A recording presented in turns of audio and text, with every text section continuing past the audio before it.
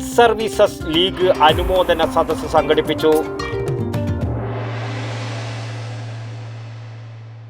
ഇപ്പോഴത്തെ കുട്ടികളുടെ IQ level വളരെ ഹൈ ആണ്.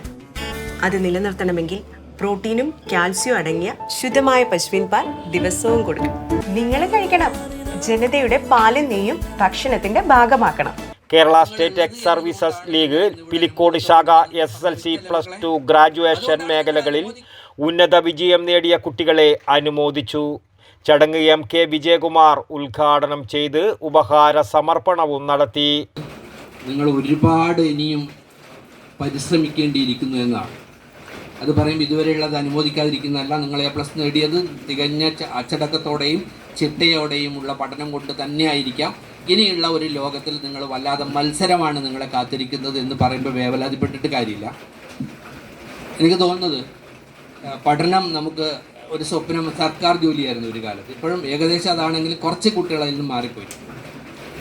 നമ്മളങ്ങനെ ഒരു അമിതമായ പ്രതീക്ഷ സർക്കാർ ജോലിയിൽ വെച്ച് പുലർത്തുന്നത് ശരിയാവില്ല എന്ന് വിശ്വസിക്കുന്ന ഒരാളാണ്. വിദ്യാർത്ഥികളിൽ സാമൂഹിക ബോധവും നാടിൻ്റെ ശുചീകരണ പ്രക്രിയയുടെ അവബോധത്തിൻ്റെ ആവശ്യകത ഉദ്ഘാടകൻ ബോധ്യപ്പെടുത്തി.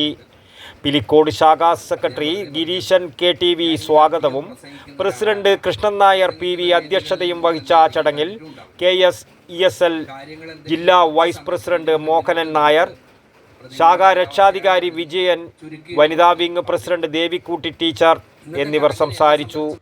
ഉന്നത വിജയികളായ കുട്ടികളെ അനുമോദിക്കുന്നതോടൊപ്പം സംസ്ഥാന കേരളോത്സവത്തിൽ കലാതിലക പട്ടം നേടിയ നന്ദന കിഷോറിനെയും ജില്ലാതലത്തിൽ വനിതാ സാമൂഹിക ക്ഷേമ വകുപ്പിൻ്റെ വനിതാരത്ന പുരസ്കാരം നേടിയ യശോദ PP-യെയും അനുമോദിച്ചു.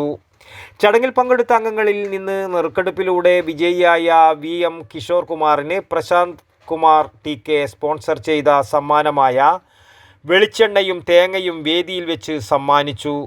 ചടങ്ങിൽ ഗിരീശൻ ചന്ദേരയുടെ മറവിയുടെ യാത്രക്കാർ എന്ന കഥാസമാഹാരത്തെക്കുറിച്ച് ചർച്ചയും നടന്നു. പങ്കെടുത്തവർക്കെല്ലാം ശാഖ വൈസ് പ്രസിഡന്റ് വിജയൻ നന്ദിയും പറഞ്ഞു. News bureau, Pilicode. ശ്വാസം വലിച്ചുവിട്ടെ.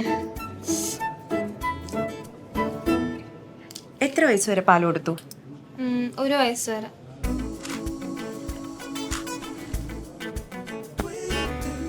കണ്ടില്ലേ, ഇപ്പോഴത്തെ കുട്ടികളുടെ IQ ലെവൽ വളരെ ഹൈ ആണ്.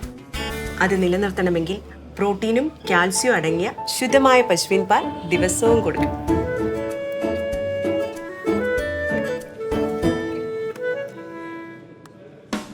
ഇപ്പൊ ജനതാ പാൽ എല്ലായിടത്തും ഉണ്ടല്ലോ.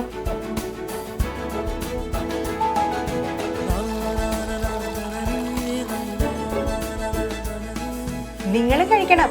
ജനതയുടെ പാലും നെയ്യും ഭക്ഷണത്തിന്റെ ഭാഗമാക്കണം. ആരോഗ്യമുള്ളവർക്കേ നാളെയുള്ളൂ.